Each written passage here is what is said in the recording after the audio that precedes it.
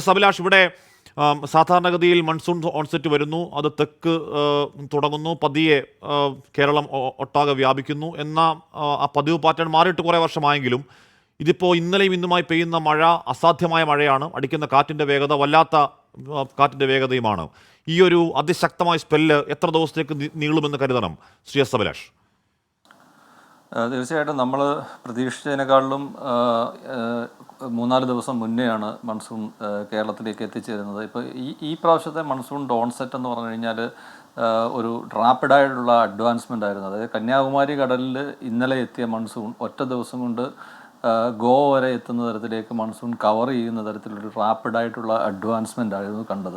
അപ്പോൾ അതിൽ പ്രധാനപ്പെട്ട കാരണം എന്ന് പറയുന്നത് ഈ കൊങ്കൺ തീരത്ത് രത്നഗിരിക്കും ഗോവയ്ക്കും അടുത്തായിട്ട് നിലനിന്നിരുന്ന ചക്രവാത ചുഴി ഇന്നലെ ഒരു അതിതീവ്ര ന്യൂനമർദ്ദമായിട്ട് മാറിയതിൻ്റെ ഫലമായിട്ടാണ് ഈ മൺസൂൺകാരനെ കുറച്ചുകൂടി പുള്ളി ചെയ്ത് നമുക്ക് മൺസൂൺ നേരത്തെ എത്തുന്ന തരത്തിലേക്ക് എത്തിച്ചേർന്നത്. അപ്പോൾ ഈ ഒരു അവസ്ഥയിൽ സാധാരണ കഴിഞ്ഞ കുറേ കാലഘട്ടങ്ങളായിട്ട് മൺസൂൺ എത്തുന്നതിന് മുൻപേ അറബിക്കടലിലൊക്കെ ന്യൂനമർദ്ദങ്ങൾ ഉണ്ടാകാറുണ്ട്. പക്ഷേ അത് വടക്കോട്ട് ആ ന്യൂനമർദ്ദം നീങ്ങിപ്പോകുമ്പം മഴ പൊതുവെ കുറയുകയാണ് ചെയ്യാറുള്ളത്. പക്ഷേ അതിൽ നിന്ന് വിപരീതമായിട്ട് ഈ ഒരു ന്യൂനമർദ്ദം ഇപ്പോൾ രത്നഗിരിക്ക് സമീപം കരയിൽ പ്രവേശിച്ച് കരയിൽ കൂടി മധ്യപ്രദേശിന് മുകളിലേക്ക് ഒരു വെൽമാർക്ക് ലോ ആയിട്ട് അടുത്ത ദിവസം മാറും. പക്ഷേ അതിനുശേഷം ബംഗാൾ ഉൾക്കടലിലും മറ്റൊരു ന്യൂനമർദ്ദ സാധ്യത നിലനിൽക്കുന്നുണ്ട്. അപ്പം ഈ ഒരു സിസ്റ്റത്തിൻ്റെ ആ ഒരു എഫക്റ്റ് കഴിഞ്ഞു കഴിഞ്ഞാൽ അടുത്ത 2-3 ദിവസത്തെ നമ്മുടെ മഴയെ ഡ്രൈവ് ചെയ്യുന്നത്, നിർണ്ണയിക്കപ്പെടുന്നത്, മഴ പ്രത്യേകിച്ചും പശ്ചിമ തീരത്തും കേരളത്തിലും മറ്റും മഴ നിർണ്ണയിക്കപ്പെടുന്നത് ബംഗാൾ ഉൾക്കടലിൽ രൂപം കൊള്ളാൻ പോകുന്ന ആ ഒരു ന്യൂനമർദ്ദത്തെ ചുറ്റിപ്പറ്റിയായിരിക്കും. അപ്പം പൊതുവേ ആ ഒരു ന്യൂനമർദ്ദം ശക്തി പ്രാപിക്കുന്നതിനനുസരിച്ച് നമ്മുടെ മഴയുടെ പാറ്റേണിൽ വ്യത്യാസമുണ്ടാകും.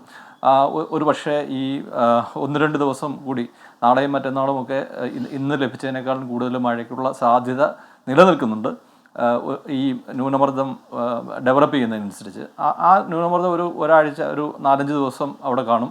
അപ്പോൾ ഏകദേശം നമുക്ക് അടുത്ത 1 വീക്ക് ഒരു ജൂൺ 1 വരെയൊക്കെ ഇത്തരത്തിൽ, എന്നാൽ പീക്ക് ഇൻറ്റൻസിറ്റിയുള്ള റെയിൻഫാൾ നമ്മൾ പ്രതീക്ഷിക്കുന്നത് നാളെയും മറ്റന്നാളും അടുത്ത 2-3 ദിവസങ്ങളിലാണ്. ഇന്ന് നമുക്ക് ലഭിച്ച മഴ കൂടുതലും തീരപ്രദേശത്ത് കേന്ദ്രീകരിച്ചായിരുന്നെങ്കിൽ നാളെയും മറ്റന്നാളും ലഭിക്കാൻ പോകുന്ന മഴ കൂടുതലും മലയോര മേഖലകൾ കേന്ദ്രീകരിച്ചായിരിക്കും. അപ്പോൾ ഈ മഴയോടൊപ്പം തന്നെ ഒരു വില്ലനായിട്ട് വരുന്നത്, പൊതുവേ മൺസൂൺ വരുന്ന സമയത്ത് മൺസൂണിൻ്റെ കാറ്റിൻ്റെ അവസ്ഥ എന്ന് പറഞ്ഞാൽ 40-50 കിലോമീറ്റർ വേഗത്തിലുള്ള കാറ്റാണ് മൺസൂൺ സജീവ അവസരങ്ങളിൽ കേരളത്തിന് അനുഭവപ്പെടുന്നത്. പക്ഷേ ഈ പ്രാവശ്യം ഈ ക്ലൗഡ് മേഘങ്ങളുടെ സാന്നിധ്യം, അതായത് കൂമ്പാര മേഘങ്ങളോട്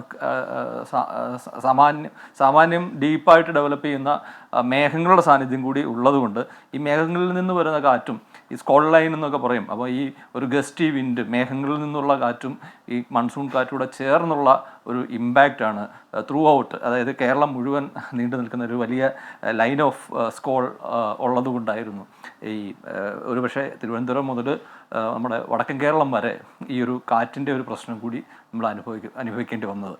അപ്പം അടുത്ത 2-3 ദിവസം നല്ല മഴ പ്രതീക്ഷിക്കുന്നുണ്ട്.